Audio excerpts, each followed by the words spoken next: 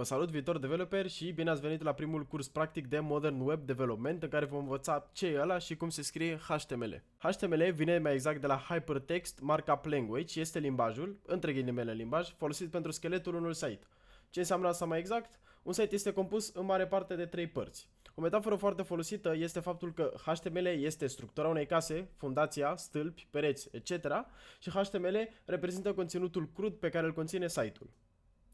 CSS e toată decorațiunea casei, vopsea de pe pereți, tablourile și așa mai departe, reprezentând partea grafică a site-ului. Și JavaScript e căldura, lumina sau sistemul smart. JavaScript adaugă funcționalității unui site, face legătura dintre pagină și datele din server, afișează mai multe elemente folosind o singură funcție și multe alte chestii.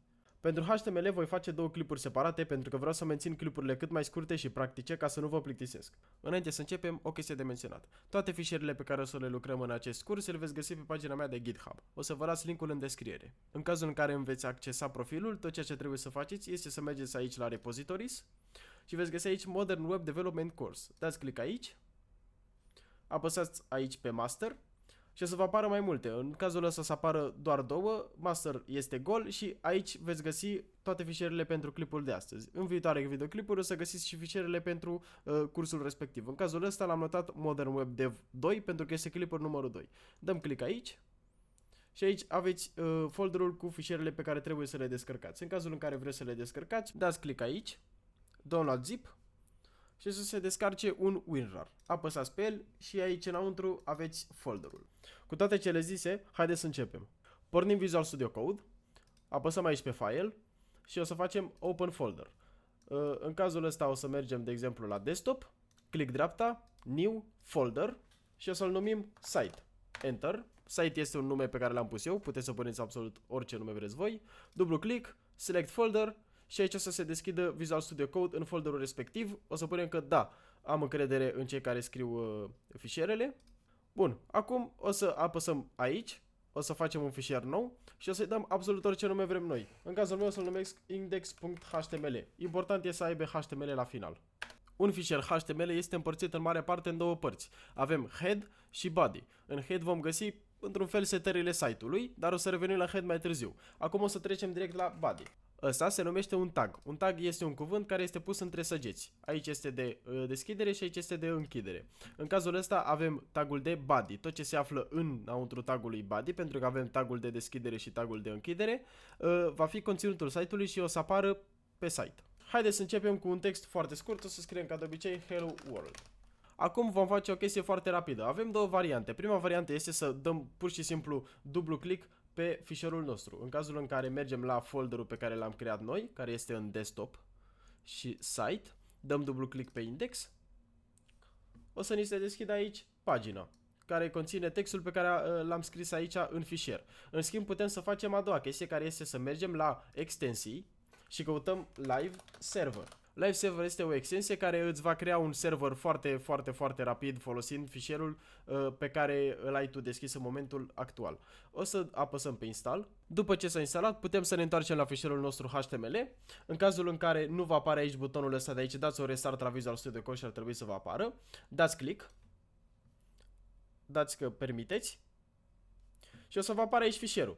Ce face mai exact Live Server? În momentul în care modificați și dați Ctrl S, care înseamnă Save, o să vă apară schimbarea direct fără să trebuiască să mai dați Reload. În cazul ăsta puteți vedea că nu s-a modificat pentru că ăsta nu este deschis ca Live Server, este deschis fișierul direct. Dacă dăm Reload, apare. Felicitări, a scris primul vostru cod între ghilimele de HTML. Acum haideți să ne întoarcem, cum am zis mai devreme, la Head. În cazul ăsta o să deschidem un tag Head și o să-l închidem. Visual Studio Code o să ne închidă automat tagurile. Și ce facem în Head? În Head avem setările site-ului. De exemplu, Title. Ce va face Title? Va schimba numele care o să apară în tabul de sus la browser. Haideți să punem Hello World. Înainte să dau Ctrl Save, putem observa aici faptul că ne apare ceva foarte ciudat. Ori ne apare directoriul în care se află fișierul pe care l-am deschis, ori o să ne apară chestia asta de aici care se numește localhost. În cazul în care punem titlul Hello World și apăsăm pe Ctrl S pentru a salva și ne întoarcem la site, o să apară aici Hello World. Vom reveni la toate tagurile folosite în head mai târziu, în următorul videoclip. Momentan o să ne ținem de body. Noi ce am făcut aici este să punem un text pur pur și simplu în body. Nu se face asta de obicei. De obicei, un text se pune între un alt tag. În cazul ăsta ne vom folosi de H1. Ce este H1? H vine de la header și 1 este clasificarea headerului. 1 fiind cel mai mare, 6 fiind cel mai mic. Dacă noi dăm save la acest cod, o să ne uităm puțin pe site că ni s-a schimbat titlul și este acum mult mai mare și bolduit. Bun, aici am pus toate headurile de la 1 la 6 și haideți să vedem diferența. Bun, este din ce în ce mai mic. Ăsta de aici deja este ridicol pentru că este mai mic decât un text normal pe care l-am fi pus în afara unui tag, de exemplu ăsta de aici. Ups, mă scuzați. Ctrl S, ne întoarcem la site și puteți vedea că ăsta este chiar mai mic decât ăsta de aici. Alte taguri foarte folosite în body ar fi, de exemplu, P, care vine de la paragraf. Aici este un text pur și simplu normal. Dacă dăm Ctrl Save, putem să vedem textul simplu. Diferența dintre un text P sau fără tag și un titlu este faptul că titlul este bolduit, este negru. Dar putem să facem și noi asta. Putem să punem aici strong. În cazul în care punem textul înăuntru tagurilor de strong, Ctrl Save, putem să vedem că s-a bolduit și ăsta. Un alt tag foarte folosit este cel de A, care vine de la Anchor și este mai exact un tag care conține un link către o altă pagină. Noi după punem href, ăsta de aici se numește atribut. Fiecare tag are mai multe atribute pe care poate să le conțină. În cazul ăsta href vine de la Hypertext Reference. Este legătura dintre pagina asta HTML și o altă pagină HTML. Ok, acum în href putem să punem două chestii. Prima chestie, în cazul în care vrem să facem un link către o altă pagină HTML creată de noi, am putea să facem aici, de exemplu, contact.html. O facem aici, punem body și H1 în care o să scriem contact. Apăsăm pe Ctrl S, ne întoarcem la index și o să punem aici punct bară, pentru că ăsta este folosit ca să ieșim din fișierul ăsta. Noi acum ne aflăm în fișier. Punct bară, ieșim din fișier și suntem în același folder în care este conținut fișierul. Și punem aici contact.html. Închidem tagul și trebuie să punem aici un text, de exemplu contact. Ctrl S, ne întoarcem pe pagină și avem aici un link. Cum puteți vedea, este albastru. În momentul în care dăm click, o să ne trimite la pagina respectivă și conține contact H1 cum am făcut înainte. Am menționat mai devreme faptul că putem să avem două chestii înăuntru la href. Prima fiind cea pe care v-am arătat-o mai devreme, care este legătura cu un alt HTML creat de noi, și în al doilea caz putem să punem ahref, de exemplu, egal cu, și între ghilimele să punem http:// google.com. Închidem și punem aici absolut orice text vrem noi, de exemplu trimite-mă. Ne întoarcem pe pagină, apăsăm și, cum puteți vedea, ne retrimite către linkul ăsta de aici. O chestie foarte importantă, nu putem să ratăm http:// pentru că în momentul în care punem doar www.google.com, dacă noi mergem pe site și apăsăm pe linkul ăsta, o să ne dea eroare, pentru că ce face mai exact HTML în cazul ăsta, o să caute adresa pe care am pus-o noi înăuntru la serverul nostru. În cazul ăsta serverul este localhost, adică calculatorul nostru, pentru că așa am setat cu live server, și va adăuga la adresa noastră adresa asta de aici pe care am introdus-o. De asta noi trebuie să punem neapărat aici HTTP. O chestie foarte importantă de notat este faptul că acest link de aici se numește un link relativ și acest link de aici se numește un link absolut. În HTML există două tipuri de conținut. În cazul ăsta Anchor este inline și după avem headers, care este de tip block. Block ocupă spațiu pe absolut tot ecranul din punct de vedere a axei OX. De punct de vedere orizontal ocupă tot ecranul și cele inline se pot concatena în aceeași linie.